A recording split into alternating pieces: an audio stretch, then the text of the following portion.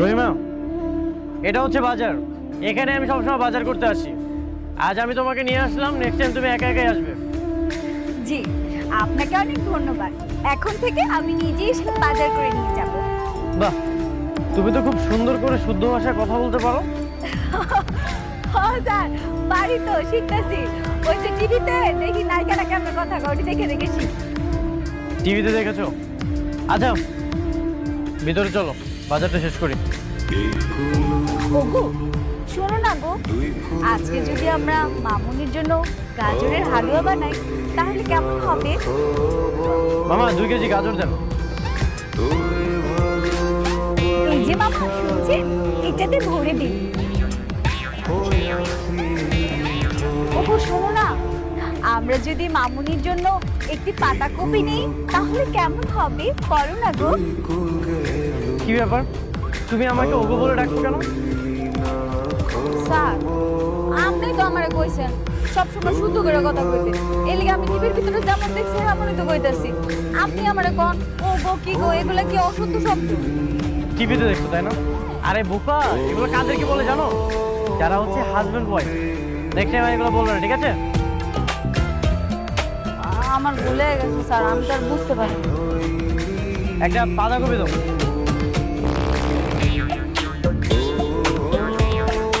আর মাছ বাকি আছে, তাই তো? চলো ওই যে ওদিকটাতে যাই।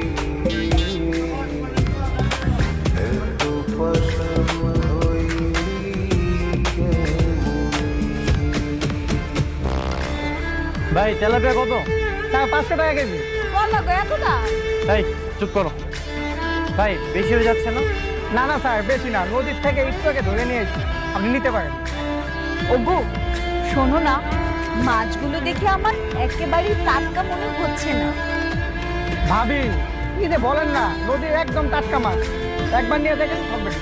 এই ভাবি মানে কে আপনার ভাবি? কেন স্যার, উনি আপনার বউ না? কোন দিক থেকে মনে হয় ও আমার ওয়াইফ? না, দেখে মনে হয় না, কিন্তু আপনাকে যেভাবে ও গো কি গো বলতেছে তাই মনে করলাম ওটা বউ। এই তুমি আমাকে আবার ওকে বলে ডাকছো কেন? ভাইজান, আমি ভুলে গেছিলাম গো, আমার ভুলে গেছে। এটা ওগো হ্যাঁ গো বলতে, তখন তোমার খবর আছে।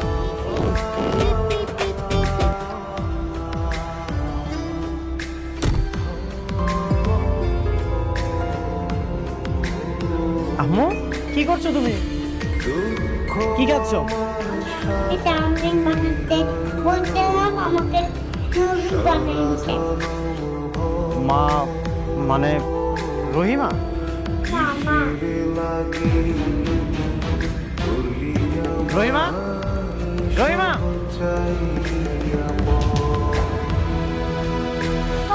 স্যার, আপনি ডাক্তারকে কে বাপ বলেছিলাম তো, কোন কি কইবেন? তোমার নাম তো রহিমা, ও তোমাকে কেন মা বলে ডাকছে?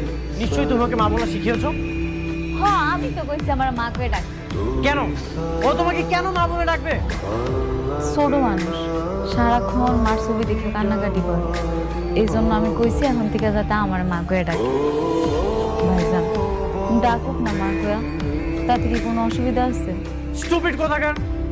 ও যদি তোমাকে মা বলে ডাকে আর আমাকে বাবা বলে ডাকে, তাহলে এটার মানেটা তুমি বুঝতে পারছো?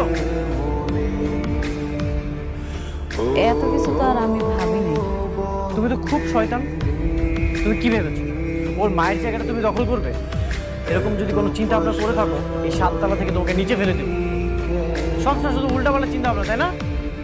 যা ইচ্ছা তাই করে যাচ্ছ। কিরে, কি হয়েছে?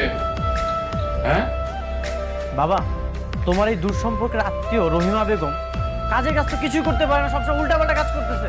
না, কি কাজের কাজ করতে পারিনি আমি? আপনি আমার কোন? আমি কোনটা করতে পারিনি? আমার কাজ হইছে ফ্যানে ঠিক মতো ঘুম পাড়ানো, খাওয়ানো, গোসল করানো, কোনটা পারিনি কোন? কোন কাজটা ঠিক মতো করেছো বলো তো? ও তোমাকে চাউমিন বানাতে বলেছে, তুমি ওকে নুডলস বানিয়ে দিয়েছো। তারপরে আবার কি অবস্থা এটা? হ্যাঁ, তখন আমি চাউমিন বানাতে পারি না, নুডলস বানাবো না? আর বানাচ্ছি তো কি হইছে? কি মজা করে খাইতাছে ফ্রেন্ড, খাইতাছে খাক। রহিমা, আমি তোমার জন্য একটা অ্যান্ড্রয়েড ফোন এনেছি। এখন থেকে এটা দিয়ে তুমি ইউটিউব দেখে আমার দাদু ভাইয়ের জন্য সুন্দর সুন্দর খাবার বানাবে। কি পারবে না? আলু, আপনি আমার টাচ মোবাইল কিনা দিছেন? দেখো বাবা, আমি কিছু জানি না। যেভাবে হোক প্রিয়ার জন্য কোনো অযত্ন না। রেদোয়ান, তুই সে কি বলতেছিস? হ্যাঁ, আর রহিমা আসার পর দাদু ভাই যে কতখানি যত্ন হচ্ছে সেটা কি দেখতে পাচ্ছিস না? আর সকালবেলা তোরার মধ্যে যে চাপটা ছিল সে চাপটা কমে গেছে, সেটা কি তুই চোখে দেখতে পাচ্ছিস না?